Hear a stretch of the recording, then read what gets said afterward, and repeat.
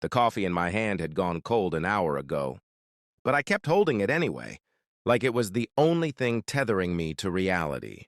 I sat in my car in the driveway of the house I'd lived in for 12 years, staring at the blue front door that I'd painted myself last summer. Inside, my husband David was probably watching television, wondering why I was taking so long to come in from my therapy appointment. He had no idea that everything was about to change, that I was about to burn our entire life to the ground. Dr. Patel had asked me a simple question today. Just one question. But it had cracked something open inside me that I didn't know how to close again. "Meredith," she'd said, leaning forward in that way she did when she knew she was about to hit a nerve, "if you could do anything with your life, with no consequences, no guilt, no one to disappoint, what would you do?" I'd opened my mouth to answer and realized I had no idea, not a single clue.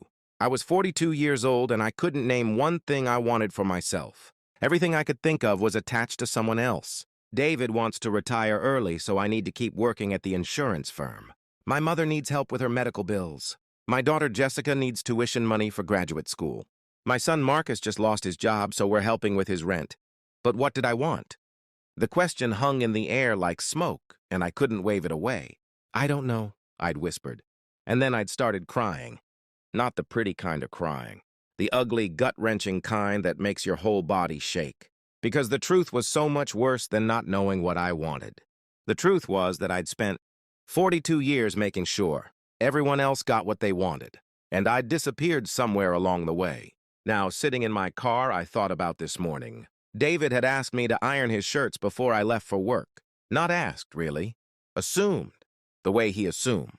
I'd make dinner every night even though we both worked full-time. The way he assumed I'd cancel my plans if his mother wanted to visit. The way he assumed my time, my energy, my entire existence belonged to everyone but me, and I'd done it. I'd ironed the shirts. I always did. My phone buzzed. A text from Jessica. "Mom, can you send me $500? I need new textbooks and some equipment for my lab." Then Marcus. "Hey, Ma, any chance you can cover my car insurance this month? I'm still waiting on unemployment." Then David. "Where are you? Dinner's not going to make itself." I stared at those 3 messages and something inside me snapped. Not broke, snapped. Like a rubber band stretched too far for too long. I got out of the car and walked into the house. David was in the living room, feet up on the ottoman I'd bought with money from my Christmas bonus. He didn't look up when I came in. "Finally," he said, eyes still on the TV. "I'm starving." "What are we having?" I stood there for a long moment watching him. This man I'd been married to for 20 years. This man who I'd supported through law school while working 2 jobs. This man who'd promised we'd travel the world once he made partner. But that was 8 years ago, and we'd never gone anywhere because he was always too busy, too tired, too comfortable. "I want a divorce," I heard myself say. The words hung in the air like a grenade with the pin pulled. David's head whipped around so fast I heard his neck crack. "What did you just say?" "I want a divorce," I repeated. And my voice was steady, calm, like I was ordering coffee, not demolishing 2 decades of marriage. David stood up, his face going from confused to angry in seconds. "Is this because I asked about dinner?" "Jesus, Meredith, you're being dramatic." "No," I said. "This is because you asked about dinner and didn't think for 1 second to make it yourself. This is because I've been making dinner every night for 20 years and you've never once asked me if I was tired, if I needed help, if I wanted to order takeout instead. This is because you've never asked me anything." "David, you've just assumed I'd handle it."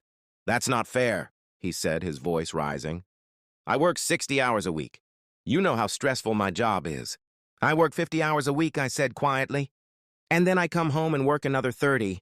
Cooking, cleaning, managing the kids, taking care of your mother, organizing our entire life. But you've never thought of that as work, have you? You've thought of it as just what I do. What I'm supposed to do." "Where is this coming from?" David demanded. "Is this your therapist? Is she putting ideas in your head?" "No one put ideas in my head, David. That's the problem. I haven't had room for ideas in my own head for 20 years because I've been too busy managing everyone else's life. But today, someone asked me what I wanted, and I realized I don't know. I don't know who I am anymore. I don't know what I like, what I want, what makes me happy. All I know is what makes you happy. What makes the kids happy? What makes your mother happy? And I'm done." "You're done?" He laughed, but it wasn't a real laugh. It was the sound of someone realizing they're losing control. What does that even mean? You're just going to throw away 20 years because you're having some midlife crisis? I'm not throwing away 20 years, I said. I'm reclaiming the rest of my life. I walked past him and went upstairs to our bedroom. My hands were shaking as I pulled my suitcase from the closet. I didn't know where I was going. I hadn't planned this, but I knew with absolute certainty that I couldn't stay in this house one more night. Not if I wanted to remember who I was before I became Mrs. David Reynolds, before I became Jessica and Marcus's mom, before I became the woman who made everyone else's life easier at the expense of her own. David followed me upstairs, his voice getting louder. You're being insane. You can't just leave. What about the kids? What about the mortgage? What about everything we've built? I turned to face him. What have we built, David? Really? You've built a career. I've helped you build it. The kids are adults. They don't need me here. And the mortgage? I've been paying half of it while doing all the household work. I've been doing the work of 2 people while you've been doing the work of 1. So this is about money now? This is about value, I said, zipping my suitcase. This is about me finally realizing that my time, my energy, my life has value. And I've been giving it away for free to people who don't appreciate it. I walked down the stairs with my suitcase. David was still following me, still talking, but I wasn't listening anymore. I could see his mouth moving, but all I could hear was my own heartbeat, loud and insistent, reminding me I was still alive, that it wasn't too late. I got in my car and drove. I didn't know where I was going until I pulled into the parking lot of the extended stay, America off Route 22. It wasn't fancy. It wasn't even nice, but it was mine, just mine. No one would ask me to make dinner or iron shirts or solve their problems. Just me in a room in silence. I checked in and sat on the edge of the bed in room 214, staring at my phone as the texts started flooding in. David, angry and desperate by turns. Jessica, confused and accusatory. Marcus, worried about what this meant for his rent money. My mother telling me I was being selfish, that marriage meant sacrifice, that I needed to think about my family. But I was thinking about my family. I was thinking about the family I'd been neglecting for 42 years. The family of 1, me. I turned off my phone. The next morning, I woke up without an alarm for the first time in 20 years. Sunlight was streaming through the thin curtains, and for a moment I panicked, thinking I'd overslept, that I needed to make breakfast, that someone needed something. Then I remembered. No one needed anything from me today. I could just exist. I got coffee from the lobby and sat in my car trying to figure out what to do next. The obvious answer was to find an apartment, hire a lawyer, tell my job what was happening. But I wasn't ready for obvious answers, so I did something I hadn't done since I was 22 years old. Before David, before kids, before responsibility swallowed me whole, I started driving with no destination in mind.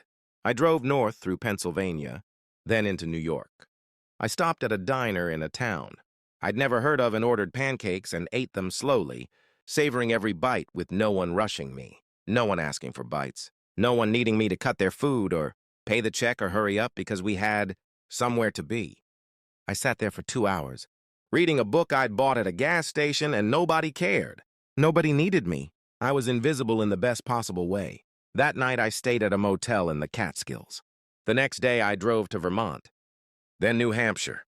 I spent a week just driving, staying in cheap motels, eating at diners, walking through small towns where no one knew my name or my story. I was just a woman. Not a wife, not a mother, not a daughter, not an employee, just Meredith. And slowly, in the silence and solitude, I started to remember her. The Meredith who'd loved art, who'd spent hours at museums, who'd dreamed of being a painter. The Meredith who'd loved hiking, who'd done a solo backpacking trip through Europe at 21. The Meredith who'd been funny and spontaneous and alive before she'd learned to make herself small enough to fit into everyone else's expectations. On day 8, I was sitting by a lake in Maine, watching the sunset when I finally turned my phone back on. 217 messages. I scrolled through them, watching the progression from anger to worry to desperation. David had called 93 times. The kids had filed a missing persons report. My mother was having heart palpitations from stress. I should have felt guilty. The old Meredith would have felt crushing, paralyzing guilt. But new Meredith, or maybe original Meredith, The one I was slowly excavating from beneath 20 years of other people's needs, felt something different. Anger. I called David. He answered on the first ring. "Where the hell have you been?" he shouted. "Do you have any idea what you've put us through?" "The kids have been worried sick. Your mother thought you were dead. I had to tell my partners my wife abandoned me. Do you know how humiliating that is?" "I've been finding myself," I said calmly. "That's not funny, Meredith. I'm not joking. For the first time in my adult life, I've been doing exactly what I want. And you know what I discovered? I'm actually a person. A whole person with interests and thoughts, and dreams that have nothing to do with you or the kids or anyone else. And I like her. I like who I am when no one needs anything from me." "This is ridiculous," David said. "You need to come home. We need to talk about this like adults." "I am being an adult," I said. "Maybe for the first time. And I'm not coming home. I'm going to find an apartment. I'm going to file for divorce. I'm going to split everything 50-50. And then I'm going to figure out who I want to be for the second half of my life."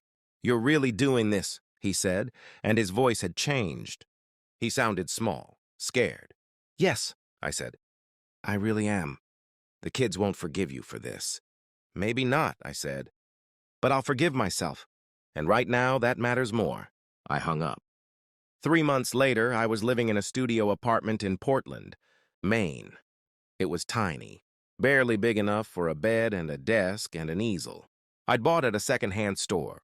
I'd quit my job at the insurance firm and found work at a small art gallery. It paid half what I used to make, but I actually enjoyed it. I spent my mornings painting, my afternoons at the gallery, my evenings reading or walking or doing absolutely nothing. Jessica came to visit once. She stood in my apartment looking around with barely concealed horror. "This is what you left us for?" she said. "A studio apartment and a minimum wage job?" "I left you for me," I said gently. "Not this apartment. Not this job. Me, the person. I am when I'm not performing the role of perfect mother." "You were a good mom," Jessica said, and her voice cracked. "I was," I agreed. "But I was a terrible Meredith. And you're 25 years old. You don't need a mom anymore. Not the way you did. But I need to be myself. I've earned that." She left angry. Marcus wouldn't even visit. My mother told everyone I'd lost my mind. David's friends whispered about midlife crisis and another man, because apparently a woman can't leave unless she's crazy or cheating. But slowly, something shifted. Jessica sent me a text 6 weeks after her visit. "I've been thinking about what you said, about being a terrible Meredith. I realized I don't actually know who you are beyond being my mom. And that's sad. I'd like to know her if you want to tell me." I cried reading that text. We started talking on the phone, really talking. Not just her telling me her problems and me solving them. She told me about her research, her dreams, her fears. I told her about my painting, about the life I was building, about the person I was becoming. We were learning to be friends, not just mother and daughter. Marcus took longer. 8 months later, he showed up at my apartment unannounced. He looked thin, tired. "I lost my job again," he said. "I came here to ask for money. But standing outside your door, I realized how many times I've done that. How many times I've just assumed you'd save me. And I don't know if I ever said thank you." "You didn't have to," I said. "But I should have," he said. "I should have seen that you were drowning. That we were all taking and never giving back." "I'm sorry, Mom. I'm really sorry." We sat on my tiny balcony drinking cheap wine, and he told me he'd started therapy, that he was working on himself, on taking responsibility, on not using his mother as a safety net. I told him I was proud of him, that I loved him. That choosing myself didn't mean I stopped loving him. "I get it now," he said as he was leaving. "What you did?" "I'm not there yet, but I'm starting to see it. That you can't pour from an empty cup. And yours had been empty for a long time. David was the last one to come around. A year after I left, he showed up at the gallery where I worked. I was in the middle of helping a customer. And when I saw him standing there in his expensive suit, looking completely out of place among the watercolors and pottery, my heart didn't speed up the way it used to. I felt nothing. No anger, no longing, no regret. Just neutral observation of a person I used to know. After the customer left, he approached me. "You look good," he said, and he sounded surprised. "I feel good," I said honestly. I'd lost 20 pounds I didn't know I was carrying. My hair was longer, streaked with gray I'd stopped covering. I dressed differently, moved differently, existed differently. I signed the papers, he said. The divorce papers. I thought maybe if I held out long enough, you'd come to your senses. But my lawyer said I was being stupid, that you were serious. I'm serious, David. He nodded slowly. I've been seeing a therapist. She's been helping me understand some things about our marriage, about how I treated you. I don't think I ever really saw you as a person. I saw you as my wife, the kid's mom, an extension of me, I guess. And that wasn't fair. No, I agreed. It wasn't. I don't expect you to forgive me, he said. But I wanted you to know that I'm sorry, and that I hope you find whatever it is you're looking for. I already found it, I said, and I meant it. After he left, I stood in the gallery surrounded by art and light and possibility, and I thought about the woman I'd been a year ago. Sitting in her car in the driveway, holding cold coffee, terrified to go inside her own house. That woman felt like a stranger now. Someone I used to know. Someone I'd outgrown. My phone buzzed. A text from a man named Robert, who I'd met at a pottery class. I'd started taking on Tuesday nights. He was asking if I wanted to get dinner. Not demanding. Not assuming. Asking. Like my answer mattered. Like I was a person with preferences and autonomy and the right to say no. I typed back, yes, I'd like that. 3 simple words, but they contained multitudes. Yes, I'd like dinner. Yes, I'm ready to start dating again. Yes, I'm building a new life. Yes, I'm choosing myself. Yes, I'm worth choosing. That night, I stood in my studio apartment getting ready for dinner, and I caught my reflection in the mirror. For the first time in 20 years, I recognized the person looking back at me. She was older than the girl I'd been, marked by time and experience and heartbreak. But she was also freer, lighter, more herself than she'd ever been. I thought about Dr. Patel's question. If you could do anything with your life, with no consequences, no guilt, no one to disappoint, what would you do? Now I knew the answer. I'd do exactly this. I'd choose myself. Over and over and over again. Through the fear and uncertainty and judgment and loss, through the guilt and the anger and the grief of letting go of who I thought I was supposed to be. Because the day I chose myself first wasn't the day I abandoned my family. It was the day I finally showed up for the person who'd been waiting the longest. The person who deserved my energy and love and attention just as much as anyone else. Me. And that choice, that single moment of deciding I mattered, had changed everything. Not because it made life perfect or easy or simple, but because it made life mine. Finally, completely, undeniably mine. I grabbed my jacket and headed out the door to meet Robert. To this new beginning, to whatever came next. And for the first time in 42 years, I wasn't walking toward someone else's dream or expectation or need. I was walking toward myself. And she was worth every step.